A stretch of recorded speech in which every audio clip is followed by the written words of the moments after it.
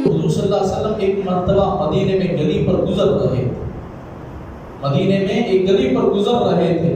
اللہ کے نبی صلی اللہ علیہ وسلم کے سامنے حضرت ابو ہریرہ تھے، حضرت طلحہ تھے، بعض روایتوں میں فرمایا کہ دوسرے صحابی تھے۔ تو حضور صلی اللہ علیہ وسلم جاتے ہوئے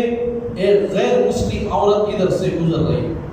حضور صلی اللہ علیہ وسلم آگے بڑھ رہے ہیں اور حضور کے سامنے سے غیر مسلمہ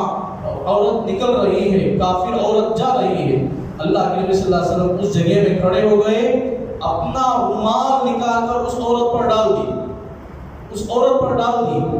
اور وہ عورت شرم سے حضور صلی اللہ علیہ وسلم کے کپڑے کو لی اور سر پر دوپٹہ کی طرح بنا کر دوڑنے لگی۔ صحابہ نے حضور سے پوچھا، یا رسول اللہ، آپ کا رومال دوسروں کو نہیں دیتے، غیر مسلمہ عورت کو دے دیے؟ آپ نے فرمایا،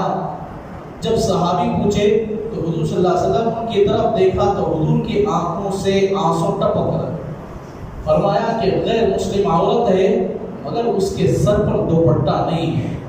اس کے سر پر دوپٹہ نہ ہونے کی وجہ سے رحمت کے فرشتے بھی دور ہو جاتے ہیں، اس لیے میں نے اپنا رومال اس کے سر پر ڈال دی، اس کے جسم پر ڈال دی تاکہ وہ اپنے سر میں دوپٹہ ڈال لے۔ میرے دوستو، آج ہمارے مسلمان عورتیں کتنی ایسی ہیں، یہ حالات دیکھ کر